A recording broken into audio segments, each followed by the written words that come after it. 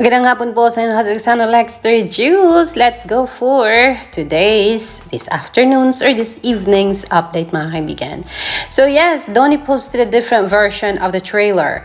This RNS training wasn't part of the first one. Kasi nga po ang first one po ay karate at baril ang pinang-training niya. And this time, he is learning arnis, mga kaibigan. This arnis training wasn't part of the first one and it replaced their fight scene with the goons. Extended fight scene for Kyle too, mga kaibigan. So let's go. Have peace of mind.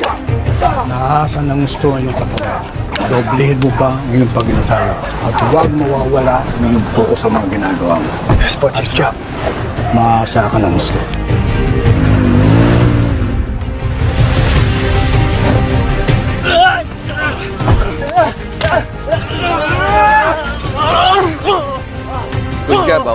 Po ang ilan sa mga nakita natin na pa-update ng isang Donnie Pangilinan.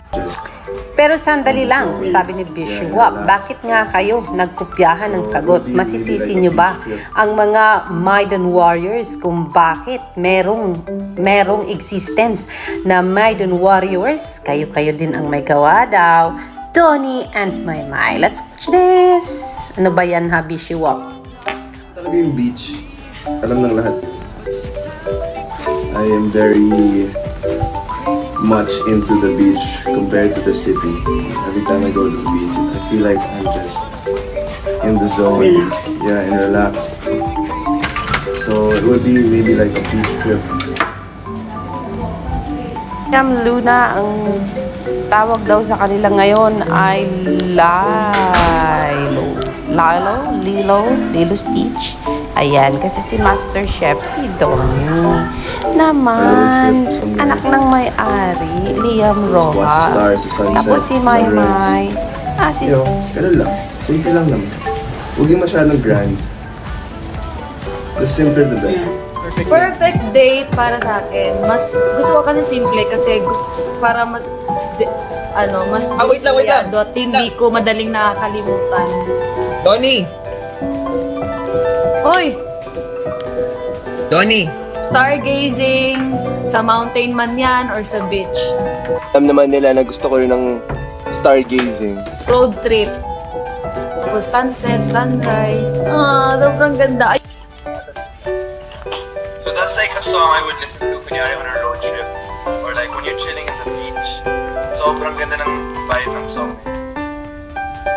Nag-research si Bishop about this one, mga kaibigan. Nako, ilang video kaya ang pinuntahan ni Bishop bago niya nabuo ang 2-minute video na ito. Ang sabi niya sa dulo ay narito. Babasahin natin. Isa na lang palaisipan sa isip ko. Alam ko binasag na tayo ni Maymay at malinaw na sinabi niya na walang sila ni Donnie. Walang-wala. Pero yes, ang sabi ni Bishop dito. Ngunit, subalit datapwat. Bakit naman Maymay and Donnie?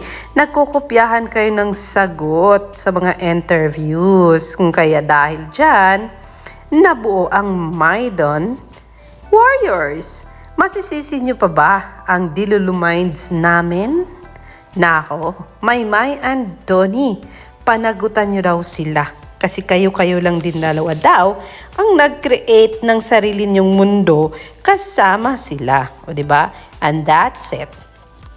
Pero, syempre dahil may bell sa buhay ni Donnie, nako, syempre hindi pwede. So, nakadepende pa rin yan. Kasi diba, di pa naman natin alam anong mangyayari sa unahan. So yes, that is the compilation of Bishop para po sa mga kagaya niyang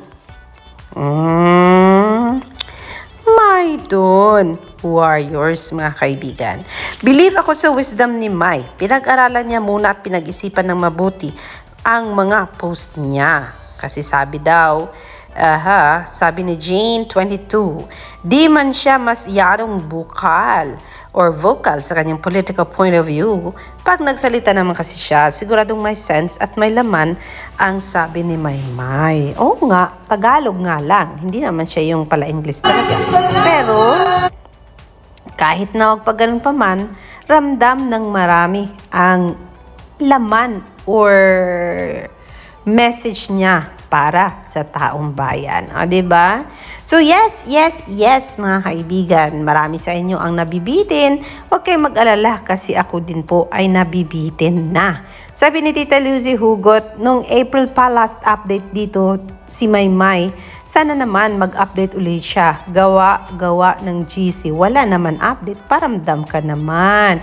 Ito po ay ang GC ni Maymay sa Instagram, mga kaibigan, na binuo niya para sa kanyang mga fans. Pero, hindi na po naipatuloy dahilan sa marami na pong project si Inday. So, bigyan naman natin siya ng time, mga kaibigan. Kasi, di ba, galing siya sa ASAP